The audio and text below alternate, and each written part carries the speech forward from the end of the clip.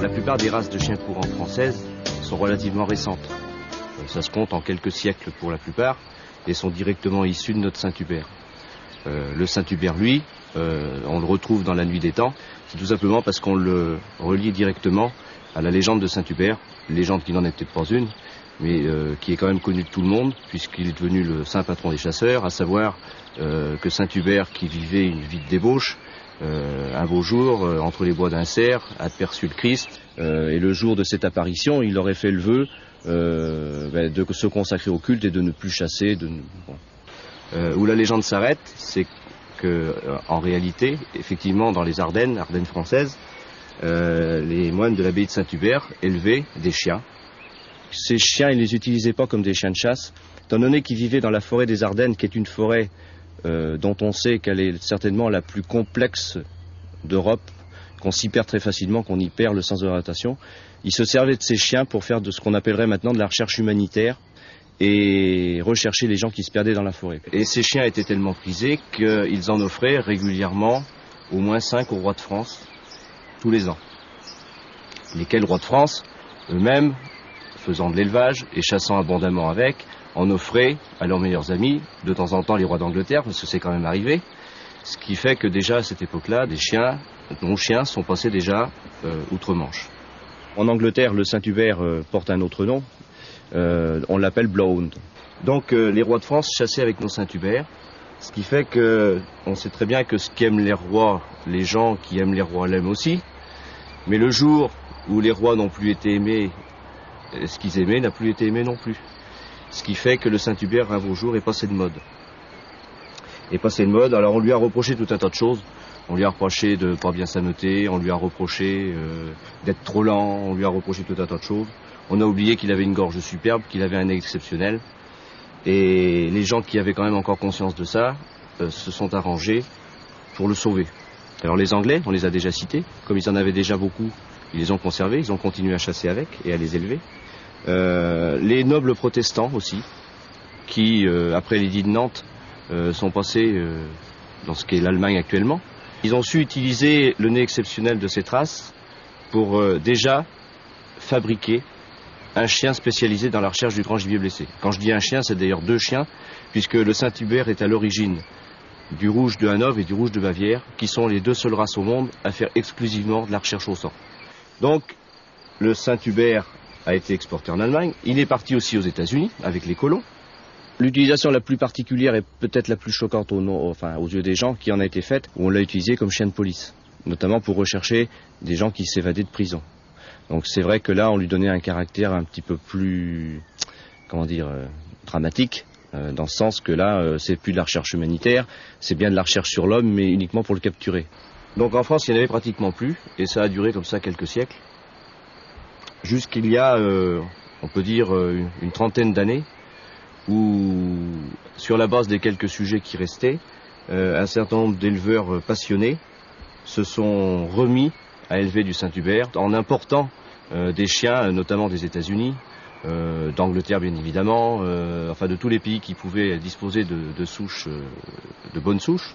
L'autre côté du Saint-Hubert qu'il faut bien connaître, c'est que paradoxalement, s'il avait disparu du sol français, il était quand même à la base de pratiquement toutes les races de chiens courants qu'on connaît. Certaines sont d'ailleurs très rapprochées au niveau physique. Il suffit de voir le faciès d'un bleu de Gascogne par exemple, ça se rapproche quand même énormément d'un Saint-Hubert. C'est vrai que la chasse aux chiens courants fait beaucoup partie de la culture du Sud et que nombre de races sont issues du Sud. Un des principaux utilisateurs du Saint-Hubert, c'est vraisemblablement Gaston Phébus. Grand chasseur, grand veneur, il a essayé toutes les recettes possibles et inimaginables. Il avait aussi beaucoup d'amis chasseurs qui n'étaient pas forcément dans le Sud. Et à partir de lui et de tous ses amis, même des chiens qui ne sont pas ressemblants en taille, comme les Basséhounds, sont issus du Saint-Hubert. Il nous dit dans son livre « De tout poil, il y a le chien courant, bon ou mauvais. Mais le plus connu est le noir tannelé. Le beau chien courant doit être grand et gros de corps et avoir de grosses narines et ouvertes et un long museau et de grosses lèvres pendant bien bas. Les yeux gros et rouges et noirs, le front et la tête gros et larges, les oreilles pendant bien bas, larges et épaisses. »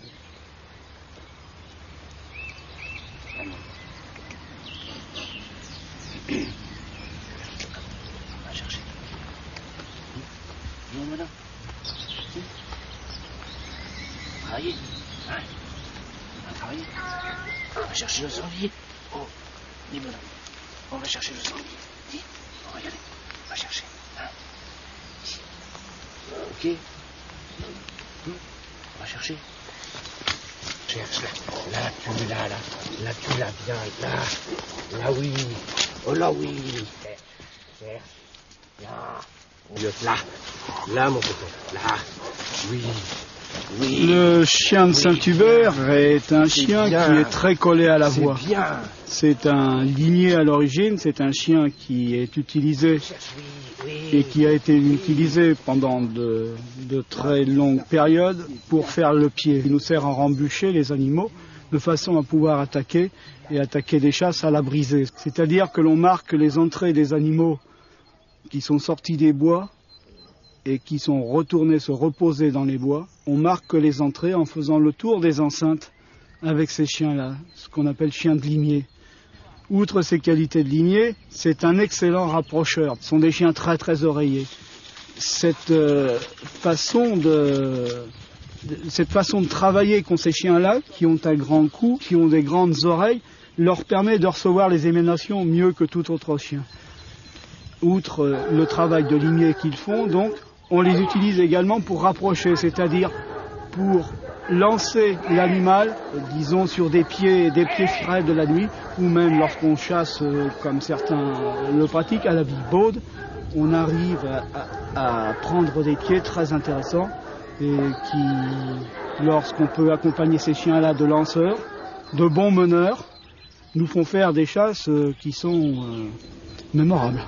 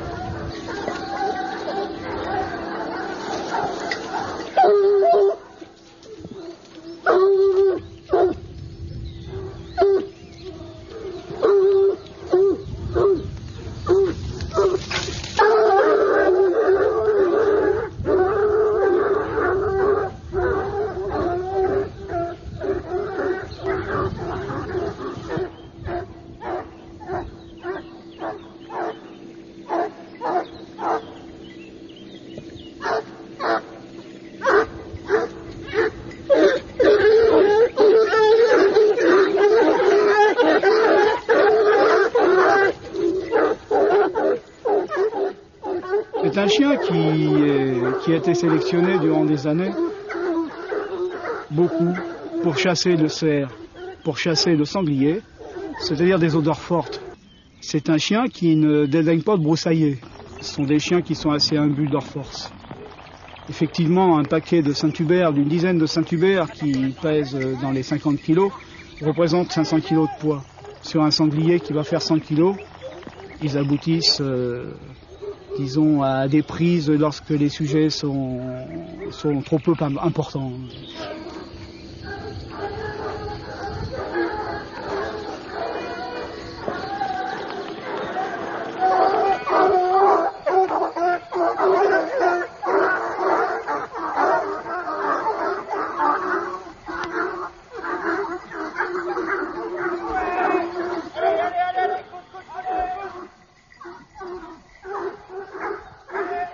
Le fait de sa lenteur n'est pas forcément un handicap, la chasse étant de perpétuer ces races qui ont été créées dans des buts bien particuliers, c'est-à-dire de suivre des animaux en donnant de la voix et en courant.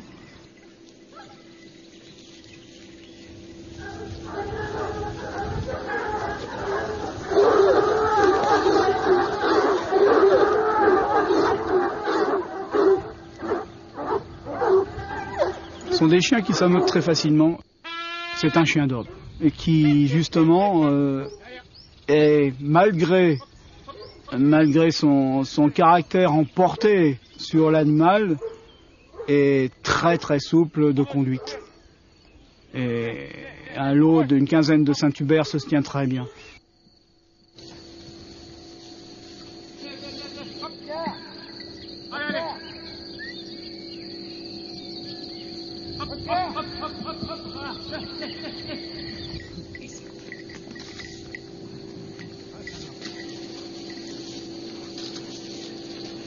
Allez, allez, bébé, là. Allez. Allez, cool, là. Allez, allez. Allez, allez. Allez, allez, allez, allez, allez. Allez, allez, allez, les gars. Allez, allez, allez. Allez, allez. On a bien travaillé. Allez, cool. Viens là, mon gars. Allez, cool. Vous avez devant vous une chienne Saint-Hubert âgée de 4 ans. C'est donc une chienne qui est, dans notre jargon, terminée. C'est-à-dire qui doit être conforme à ce qu'on attend du standard de notre chien, qui est un chien courant. Le point le plus typique de la race, c'est la tête.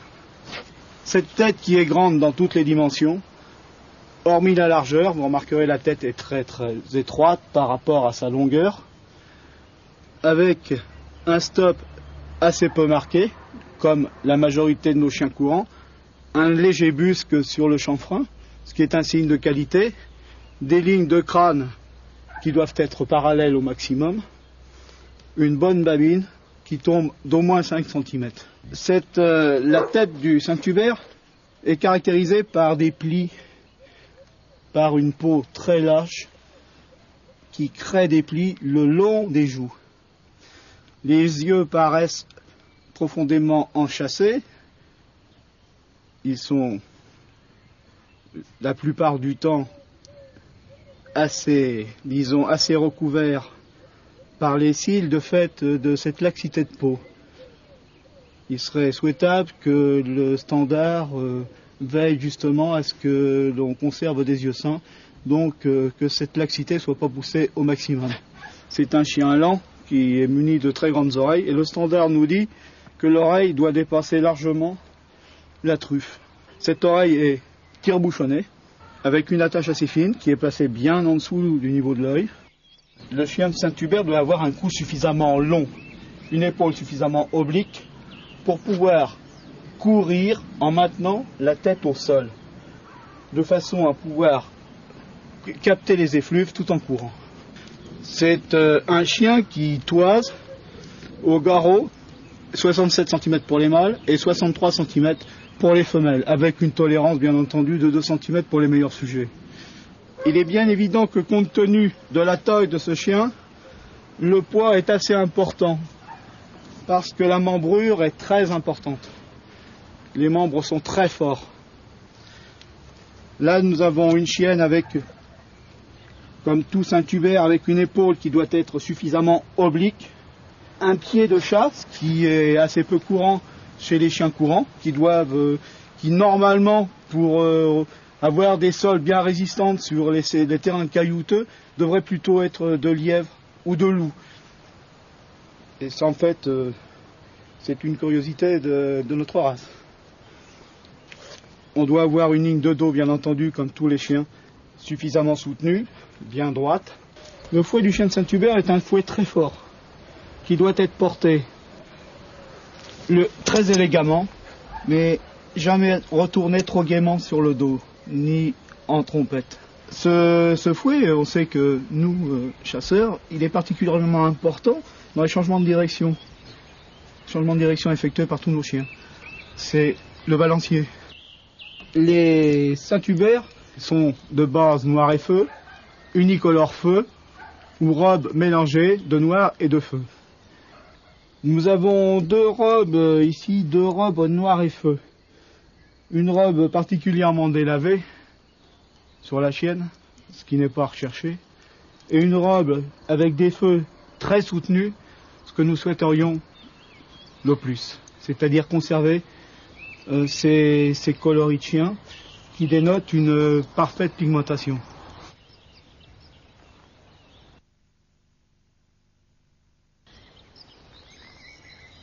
C'est un chien de fort gabarit, mais c'est un chien de fort caractère. Et c'est donc pour ça qu'il est à manipuler avec précaution.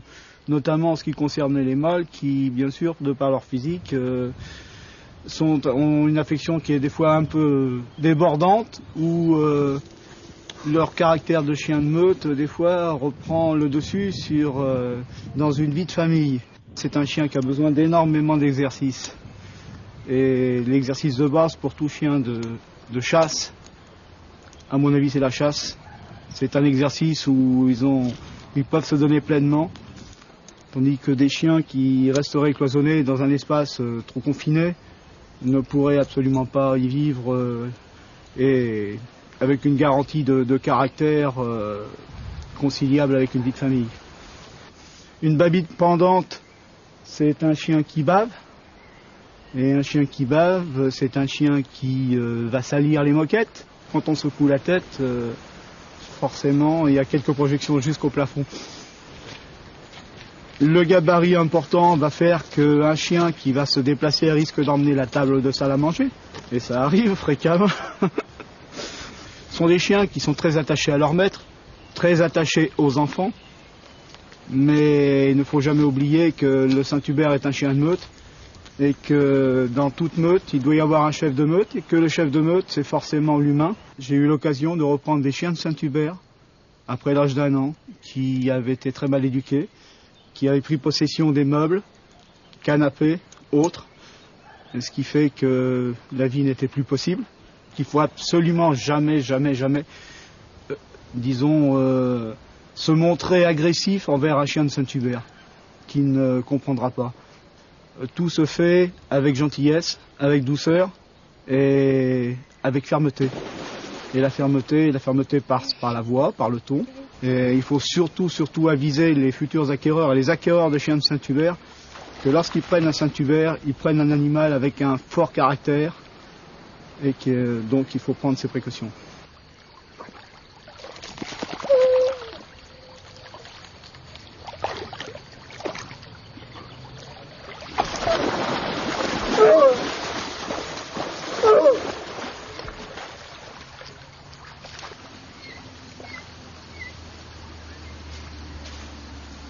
Comme vous le voyez, c'est un chien très massif, c'est un grand chien, ça fait partie des plus grandes races de chiens courants. Ce qui saute aux yeux tout de suite, c'est la peau, bien sûr. On a une peau qui est extrêmement flasque, des plis très importants, on a des oreilles qui tombent presque jusqu'à terre. Et de là découlent beaucoup des problèmes qu'on peut rencontrer sur le Blue Doon. La première chose et le premier problème rencontré, c'est la torsion d'estomac. C'est vraiment un des gros problèmes de cette race. On a d'autres problèmes rencontrés classiquement qui sont des problèmes de dysplasie. Quoique les efforts de sélection soient faits pour réduire ces problèmes de dysplasie, et on en rencontre beaucoup moins qu'avant, c'était quand même avant un chien qui était dans les premières races à présenter des problèmes de dysplasie. Maintenant, ça s'est beaucoup atténué. Deuxièmement, quand on parle plus de la torsion, on se rabat sur tous ces problèmes liés à la peau qui est très très importante. Et ces problèmes, ils se manifestent soit au niveau des oreilles qui sont énormes, soit beaucoup au niveau des yeux qui vont présenter des tas de problèmes, que ce soit externes, c'est-à-dire au niveau des paupières, donc qui vont présenter, vous voyez là un spécimen qui fait un peu de conjonctivite qui est classique. Et on a des problèmes d'entropion ou d'ectropion qui sont dus à ce que la paupière est trop grande et rentre dans l'œil, ou trop petite, mettant la conjonctive à nu et provoquant des conjonctivites. Conjonctivite qui peut aller jusqu'à provoquer des kératites et des cécités partielles. C'est un gros problème de ce chien. Et on a eu aussi au niveau des yeux des problèmes d'atrophie rétinienne qui à terme entraîne une vision très diminuée de près, alors que la vision de loin est toujours aussi bonne, mais ces problèmes semblent diminuer énormément avec la sélection, là aussi. C'est un chien qui mange beaucoup et qui peut manger jusqu'à 3 kilos par jour sans problème, qui est très demandeur en graisse, qui peut travailler longtemps, très endurant. Donc effectivement, l'alimentation, c'est une part importante de l'animal. C'est quelque chose à ne pas négliger et ça mange beaucoup. Ces chiens, en fait, ont une croissance un peu comme les chevaux, c'est-à-dire que ça pousse de tous les côtés, une fois derrière, une fois devant. ce qu'on voit souvent, c'est des chiens qui ont été mis au travail trop tôt. En fait, ce type de chien ne devrait travailler qu'à partir d'1 an et demi, 2 ans, quand la croissance est complètement finie. Et souvent, l'impatience des chasseurs ou de ceux qui veulent vraiment les faire travailler provoque des problèmes. Bon, les blessures, elles sont les blessures classiques de la chasse au sanglier, hein. Hormis qu'avec ce pli de peau, on a des fois des estafilades qui peuvent faire 30 ou 50 cm de long, sans d'ailleurs que ça pose un gros problème de suture, hein. Ce sont des chiens très endurants, une fois de plus, je le répète. Et en général, on n'a pas trop de problèmes dans les chocs et les accidents de chasse. Il y a une particularité un peu sur ce type de chien, c'est que c'est un chien extrêmement rustique et qui va, pour m'exprimer simplement, cacher sa maladie. C'est un chien qui peut avoir beaucoup de fièvre, 40-41, pendant 1 semaine sans que le propriétaire s'en aperçoive s'il n'apprend pas. Il faudrait souvent pouvoir les soigner plus tôt qu'on ne le fait. Bon, si on exclut le problème de la torsion, qui est quand même un des facteurs de mortalité très important, on peut considérer que c'est un chien qui a une espérance de vie courte, même très courte, puisque en général, on a des chiens qui vivent jusqu'à 7 ou 8 ans. On peut mettre en garde les personnes qui veulent acquérir ce type de chien, parce qu'effectivement, il est très fréquent d'avoir une mortalité avec des chiens à peine adultes, autour de 2 ans. Visiblement, il y a des éleveurs qui sont passionnés par la chasse et qui ont fait de gros travaux pour améliorer les qualités de cette race, parce qu'il y a eu une dégénérescence due au travail sur la beauté. On est arrivé à des standards beaucoup trop grands, avec des plis de peau énormes, et ça n'a pas été en faveur de cette race.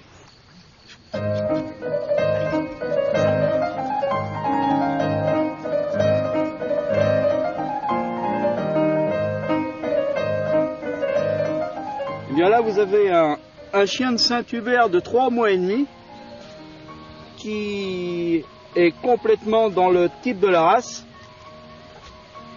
C'est-à-dire que ce chien de 3 mois et demi présente déjà les caractéristiques du chien terminé. Ce chien est particulièrement typé, une tête avec une peau très abondante, des plis de chaque côté de la tête, de par son gabarit, parce que c'est un chiot de 3 mois et demi qui, là, apparemment, est déjà fait un poids plus que certain. De plus, ce sont des chiens qui sont très collés à l'homme. Et dès leur naissance, ces chiots ont une particularité, c'est qu'ils sont très très affectueux. Et ce qui fait que dans notre race, beaucoup de chiens ont dévié de leur qualité première qui était d'être dédiée à la chasse, en fait se sont retrouvés dans des appartements. Parce que bien évidemment on ne peut pas faire autrement que de craquer devant des sujets pareils, qui lorsqu'ils ont 3 mois et demi vont faire à peu près une quinzaine de kilos, mais lorsqu'ils vont avoir 1 an vont peser près de 60 kilos.